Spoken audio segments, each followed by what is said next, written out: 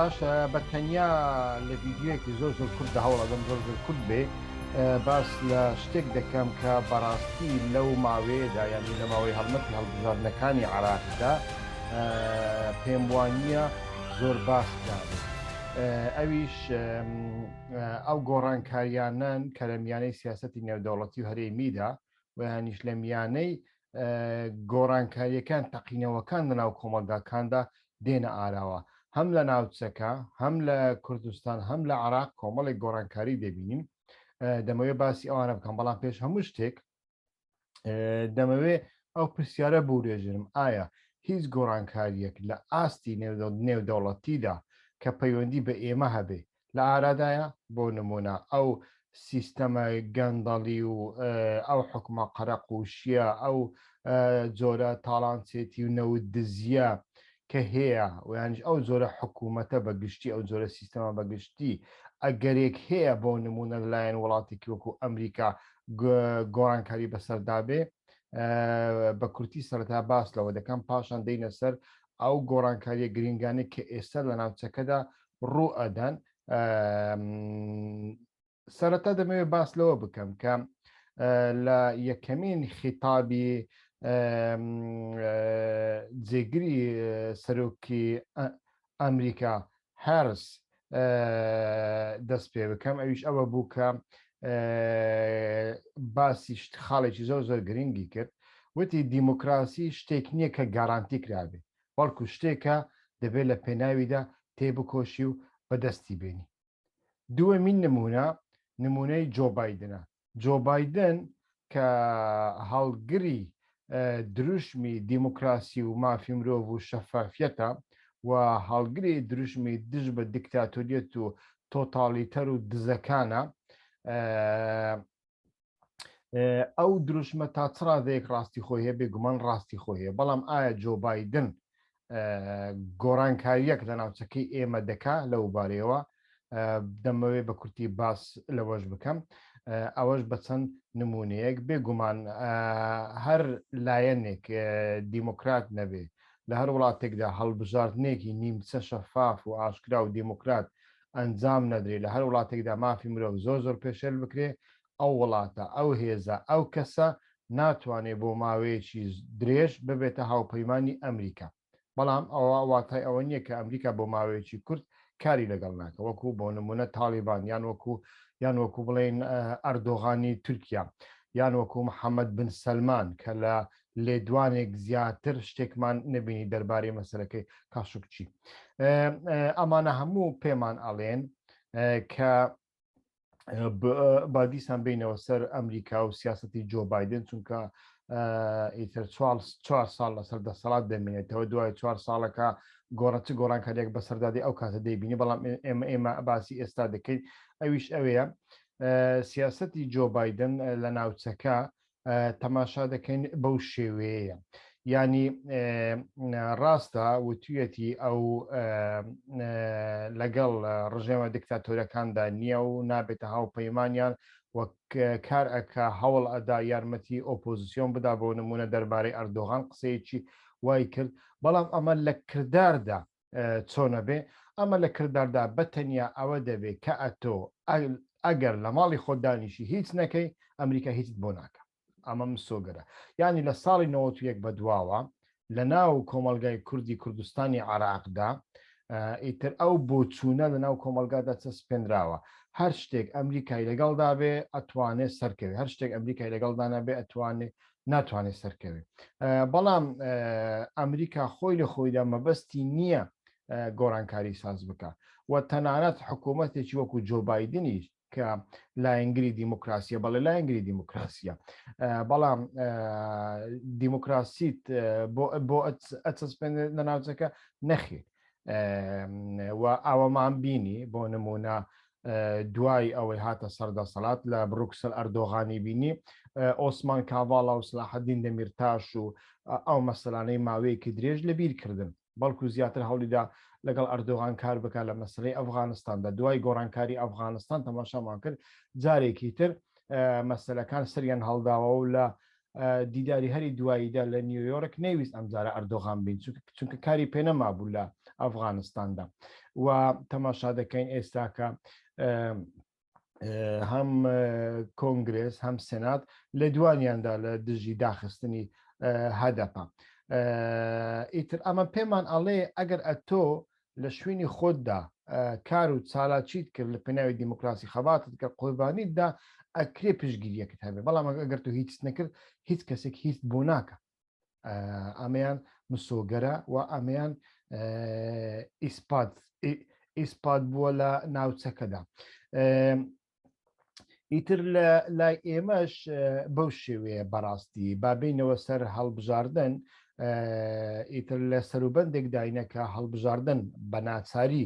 دەبێ بکرێ چونکە ڕێگەی دیکە نیە لەناو ئەو هەڵبژاردنەدا ئەگەر سەختەکاریش هەبێ ئەگەر ناشەفافەتیش هەبێ ئەگەر هێزە عەسکەریەکان و هێزە نێودەوڵەتیەکانیش دەستی باڵایان هەبێ دەبێ ئەو هەڵبژاردنە بکرێ ئێمە پێشتر باسی ئەوەمان کرد ئایا بایکۆت چەند ڕاستە چەند ڕاست نییە و ئایا لەو هەڵومەرجەدا هەڵبژاردن گۆڕانکاریەکی گەورە ساز دەکەن نەخێر گۆڕانکاریی بچووک بچووکیش ساز ناکە بەڵام لە هەمان کاتدا ئێمە ئەتوانین سوود لە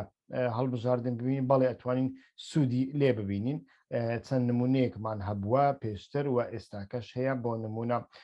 کاک سۆرانمان هەبوو لە پەرلەمانی کوردستاندا بە تاقی تەنیا ئیتر وای لە پارتی کرد کە پارتی ناچار بێ ئیمزا بە 57 ئەندام پەرلەمان کۆ بکاتەوە بۆ ئەوەی ڕازیان بکاو حەسانەی لێ بسێنەوە و حتا دوای ویستیان دادگایشی بکەن بەڵام لە هەولێر نەمایتر ڕایکردنیان توانین دادگایی بکەن لە سلێمانی و ئێستاکە کاندیدە لە بۆ پەرلەمانی عراق هەروەها لە بەغدا ئیتر کۆمەڵێک پەرلەمانتارمان هەبوو بە تایبەتیش پەرلەمانتارە دیارەکان سەرکەوت شەمس و دکتۆر غالیب و کاک ئەحمەد و ئەوانە کە زۆر جاران پارتی ویەچێتی هەوڵی زۆر گەورەیاندان لە ئاستی دیپلۆماسی گەورەدا هۆشیار زێباریان ناردە بەغدایە بەس بۆ ئەوەی بۆ نمونە سەرکەوت لە کۆمیسیۆنێک دەرخەن یان کاک ئەحمەد لە فلان کۆمیسیۆن نەمێنێ بەڵام لایەنە عراقیەکان مؤسسەی عراقی ڕێگەی بۆ نەدا ئەو کاریان قبول نەکرد کەواتە ڕەوشێکی جیاواز هەیە لە نێوان بەغدا و هەولێرداوە ئەو هەڵبژاردننی عراقا و ئەو کەسانەی کە ئێمە پشگیریان لێ دەکەین کەسانی تاقیکراوەن لە ئەزمونونەکەدا دەرچوون وەکو ئەو کەسانە نین کە لەسەرەوە ئۆپۆزیسیۆن بوون و لە ژێرەوە هەری دوایی لە ژێرناوی بەدەستخستنی مافە قەومیەکانی کورد لە بەغدا لەگەڵ پارتیۆچێتی ڕێک بکەونیان لە هەولێر حکوومەتیان لەگەڵ ساز بکەن و پێک بینن و یانیش ئۆپۆزیسیۆنێکی درۆینە بکەن ئیتر ناوی لیستی موچە خۆران ئاشکرا بکەن نازانم فلان کۆمپانیا چەند پارەی دزی بەڵام لە بەرامبەر دزە گەورەکە دەنگێکی زۆر گەورە و دلێرانت نەبێ و یانیش ڕێخستنێکت نەبێ و یانیش لەگەڵ یان شریک بی ئیتر ئەو ئۆپۆزیسیۆنە معنای چییە هیچ معنایەکی نییە خاڵی سێم کە دەمەوێ باز بکەم ئەوەیە ئێمە کە لە ئەوروپا دژی من بەخۆم کە لە بەلجیکاژیم کۆمەڵێک مؤسساتی گرنگ وەکو ناتۆ پەرلەمانی ئەوروپا و ڕێکخراوی ڕۆژنامە نووسانی جیهانی کرایسیس گروپ و کۆمەڵێک ڕێکخراوی دیکەی نێودوڵەتی کە لێرە بارەگەیان هەیە زۆر جار لە ڕێگای زۆر دۆست و برادر لە ڕێگای زۆر ڕێکخراوی مەدەنین لە ڕێگای کەسایەتی ئەوروپیەوە ئیتر پەیوەندیمان کردووە بۆ نمونە باسی مەسەلەی موچە خۆرانمان کردووە مەسەلەی زیندانیانی بادینیانمان کردووە یەکەمین پرسیار کە لیان کردوون ئایا ئێوە بەخۆتان چی دەکەن ئایا ئێوە کارێک دەکەن بۆ شتا یانیش بەتەنیە داواکاری لە ئێمە دەکەن ئێمە ئەو کارەتان بۆ بکەین ئیتر بەڕاستی وەڵامێکم پێ نەبوو چونکە بە ئارگومنت نەمتوانیەوە بیسەرمێنم کە هەموو کۆمەڵگای هەموو مامۆستایانی کوردستان دژی سیاسەتی پاشەکەوتی موچە یانیش نەدانی موچە یانیش ڕاستتر بڵێم دزینی موچە چالاکیەکەن ئاکتیڤن کارانە نەخێت لە ناوچەیەکی گەورەی کوردستاندا بەڕاستی دەنگ نییە لە بادینان ئەگەر چەند بەدەلبەرواییەک هەبانە بەدەلبەرواری ئەو هەموو ساڵ و ڕۆژە لە زیندان نەئەبوو بەڵام بەڕاستی کەم بوون ئەوانی پشگیریان لێ دەکرد لە ناوچەی هەولێر بە هەمان شێوە لە کوردستان بەگشتی بە هەمان شێوە یانی ڕێکخستنێکی ناڕەزاییەکان نییە و ئەمە پەیوەندی بەشی زۆری بە لایەنی فکریەوە هەیە وەکووتم ئەگەر ئەمریکا کارێکی بۆ کردین ئەوە سەر دەکەین ئەگەر ئەمریکا لە پشتمان نەبوو کارێکی بۆ نەکردین ئەمە سەر ناکەین بەڵام ئەمریکا نەدشتە نەلایەنگرتە لەو بارەوە ئەگەر هاتوو ئەتوو بە خۆت کارت کرد قوربانیتدا بەردەوام بووی کۆڵت نەدا ئەوە ڕۆژێک دێ وەکو هەداپە بۆ نمونە پشگیریت لێ بکە پێش سێ ڕۆژ پێش ئێستا کۆنگرێس و سێنات لێدوانی زۆر توندیاندا ئیمزایان کۆکردنەوە لە سەروی 100 کەس ئیمزا زۆرە لەو دەستگایانەدا نامەیەکی زۆر توندیان لە بۆ جۆ بایدن نووسی ئاگداریان کردەوە ئەگەر بێت و پارتی دیموکراتی گەلان دابخرێ ئەوە دەبێ حکوومەتی ئەمریکا هەڵوێستی زۆر توندی هەبێ هەتاوەکو دەگاتە ئابلۆقەی دارایی نەک ئابلۆقی ئابووری ئابلۆقەی دارایی لەسەر تورکیا کە ئەمە بە شەو ڕۆژێک کۆتایی بە ڕژێمی ئەردۆغان دێنی یعنی ئەمانە زۆر گرنگن ئینسان لە سیاسەتدا بیبینێ و ئەمە لە بۆ عراق و لە بۆ کوردستانی شەرتە بۆیە ئەو دەرفەتێک کە ئێستا لە ئارادایە دەبێ باش بەکاری بین بەڵام ئایا ناردنی دووسێ کەس لەوە پەرلەمانی عراق بریتە لە کۆی پرۆسەکە نەخێت پرۆسەکە بەردەوام دەکا کۆمەڵێک گۆڕانکاری هەنا لە ناوچەکە لە کوردستان دەبێت ئەمانە هەمیان ببینێ بۆ نمونە تەماشا دەکەین وڵاتانی وەکو تونس و سعودی عەرەبی ڕیفۆرمی گەورە دەکەن هەر دوێنێ بوو تونس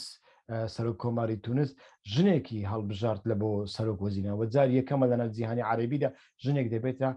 سەرۆک وەزیر لە سعودیا ریفۆرمی چاواشەکاری کران لە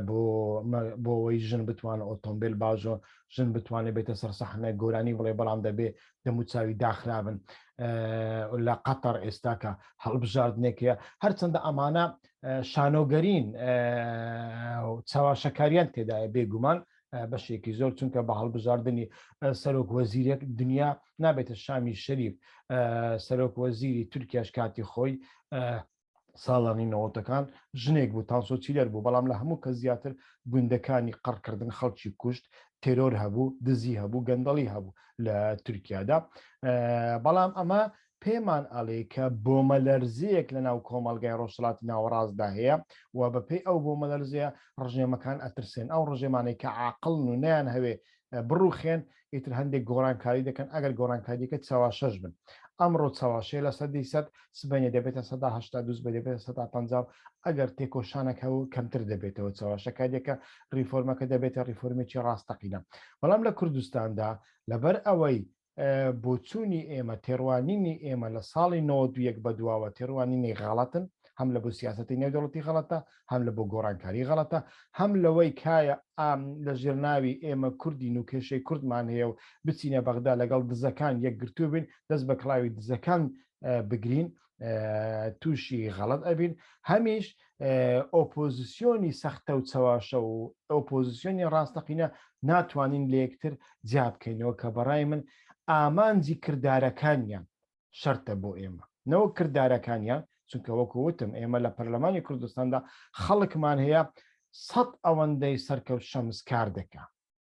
بەڵام کارێک ناکا کە لە ڕووی عونقی استراتیژیەوە زەرەر بداتە پارتی یەکێتی و هاوپەیمانی پارتی یەکێتیە بۆ نمونە ئاشکراکردنی گەندەڵی کۆمپانیایەک ئاشکراکردنی گەندەڵی بەرپرسێک ئاشکراکردنی موچە خۆرێکی بندیوار و ئەم جۆرە شتانە و ئەمە سوودی هەیە لە بۆ دەسەڵات ئێستا کە پارتی پێی خۆشە لە هەولێر و لە سلێمانی کۆمەڵێک ئۆپۆزیسیۆنی وها هەڵبژردرێن بۆ نمونە کاتی خۆی من ڕەفیقێکم ڕەفیقێکی ئەوروپیم ئەچوو هەولێر تەلەفۆنی بۆ کردم ئیتر وتی ئەتمە هەولێر کارێک ئەمرێک گوتم وەڵاهی لە بۆ هەندێک مەسەلە لەگەڵ حکوومەت ئەگەر دیدارێکت ساز هەبوو باسی ئەو مەسەلانە بکە لە کاتی گەڕانەوەدا ئیتر تەلەفۆنی بۆ کردمەوە وتی ئێمە چوینە لای حکوومەت بەڵام حکوومەت چالاکی کۆمەڵێک کەسی ئۆپۆزیسیۆنیان پیشانداین لە پەرلەمانی ئەوروپاکە لە پەرلەماندا دیکتاتۆریەت نییە ئۆپۆزیسیۆن هەیە گەندەڵی ئاشکرا دەکرێت هەموو قسەیەک دەکرێت فلان و بێوە ئیتر تەماشام کرد چالاکیەکانی بۆ نمونە من وەک نمونە باسی دەکەم چالاکیەکانی ئەندامێکی بزوتنەوەی گۆڕانیان پیشاندام کە ناوی کە ناوی موچە خۆران و کۆمپانیاکانی گەندەڵی دەکەن و ئەو جۆرەشتانە ساز دەکە بەڵام زەرێک لە عونقی استراتیژی پارتی نەدا ئێستاکە لە کاتی هەڵبژاردندا تەماشا دەکەن گۆڕانکاری زۆر گەورە هەیە هەر کەسێک ئەڵێ ئەچینە بەغدا لە بۆ مافە قەومیەکان لەوێ یەکگرتو دەبین لەلایەن خەڵکەوە تەنانەت لایەنگرانیشیان فیتەفیتی بۆ لێ ئەدرێ بۆ نمونە فازڵ میرانی لە بەردەڕاش لایەنگرانی پارتی گەنجانی پارتی دەردێکیان پێکراوانە هەموو پارتی بوون گەنجانی پارتی بوون پارتی کۆی کردبوونەتەوە تەماشا دەکەین هیچ بەرپرسیارێکی وەکو شاڵاوی عالی عسکەری و نازانم ئەمانە ناوێرن لە ناو خەڵکدا بڵێن ئەچینە بەغدا بۆ مافە قەومیەکان لەسەر تەلەڤیزیۆن قسەی دەکەن لە بەرامبەر ڕۆژنامە نووسێکی ترسنۆکدا قسەی دەکەن ناتوان بەرامبەر ئێمەدا ئەو قسانە بکەن لە هەمان کاتدا ئەبینین بۆ نمونە ئەو جم و جۆڵانەی لاهوری شێخ جەنگی لە ڕووی تەکتیکیەوە من ئەڵێم لە ڕووی تەکتیکی لە ناوکەوانەدا زۆر گرنگە کە ئاغایەکی ویانیش کەسایەتێکی بنەماڵی کەریم خانی برادۆستی لە شوێنێکدا هەڵبژاردووە کە عونقی استراتیژی پارتیە مرکزی پارتیە لە ناوچەی سۆران ئیتر کۆمەڵێک عشیرەت و خێڵ و بنەماڵی ناڕازی وەکو سوورچەکان بەشێکی خۆشناوەکان هەموو برادۆستەکان زۆربەی زۆری برادۆستەکان مەهاجیرەکان حتا دەگاتە ناوچەی گەڵاڵە و ئەوانە پشگیری لێ ئەمە لە بواری تەکتیکیەوە وەکوتم زۆر گرنگە بەڵام لە بواری استراتیژیەوە ئەگەر بۆ نمونە لاهوری شێخ جەنگی هەوڵ بدا عشیرەت بە هێزبگا لە ئایندەدا دەبێ بە توندی ڕوبڕووی بینەوە بەڵام لە بواری تەکتیکی شەرت و زروفی کوردستان بەو شێوەیە ئەکرێتە سوود لە عشیرەت ببینی سوود لە ئاین ببینی لە ڕووی تەکتیکیەوە و ناچاری لەگەڵ ئەوانە سازش بکەیت چونکە ئەوانە هێزیان هەیە و ئەوە گرنگی ئەمە لەوەدایە وەکووتم مرکز ناوەندی بنەماڵێک کە کوردستانی کۆنتترۆل کردووە تۆزێک لاواز دەکەم ئەگەر هاتوو لە شوێنی دیکەش کاندیدی وها هەبوو نایە بەڕاستی بەتایبەتی لە بادیان ئەوە زۆر گرنگتر دەبوو لە هەولێر ئەگەر هەبواە ئەوە زۆر گرنگتر دەبوو بەداخەوە کە نییە ئێستا کەش درەنگ کەوتونە بۆیە من بە کورتی کۆتایی پێدێنم بە تەنیا باس لەوە دەکەم هەندێک کەسە تاوەکو ئێستا دوو دڵن ئەڵێن لە بازنەکەی ئێمە کەسانی وەکو غالیب و سەرکەوت و کاک ئەحمەد نین ئێمە دەنگ بەچێ بدەین کەسانی وەکو سۆران نین ئێمە دەنگ بەچێ بدەین ئێمە دەنگ بەوانە بدەین کە کەسانی باشن بەڵام گوێگری حیزبن گوێ لە حیزب دەگرن ئاڵقەڵە گوێ حیزبن ویانیش بۆ چوونەکان وایە ئەگەر بستنە بەغدا دەبێت لە بۆ مافە قەومیەکانی کورد شەڕ بکەن دەبێت لە بەغدا یەکگرتوو بن من ئەڵێم دەنگدان بە پارتی زۆر باشتر و سوودی زیاتر لە بۆ دیموکراسی و گۆڕانکاری نەک لە بۆ ئەوانە چونکە ئەوانە ئەگە چوونە پەرلەمان شتێک نیشانی دەرەوە ئەدەن کە گوایە لە کوردستاندا ئۆپۆزیسیۆن هەیە ڕکەبەر هەیە ناڕزایی بوون نیش هەیە لە ناوسی سیستەم و حکوومەتدا بەڵام ئەگەر بە تەنیا پارتی بۆ ئەوە دیکتاتۆریەکەی ئاشکرا دەبێت تا بەرنمەیەکی ئایندە کاتێکی خۆش ڕێز و سڵاو هیوە خۆشنەوە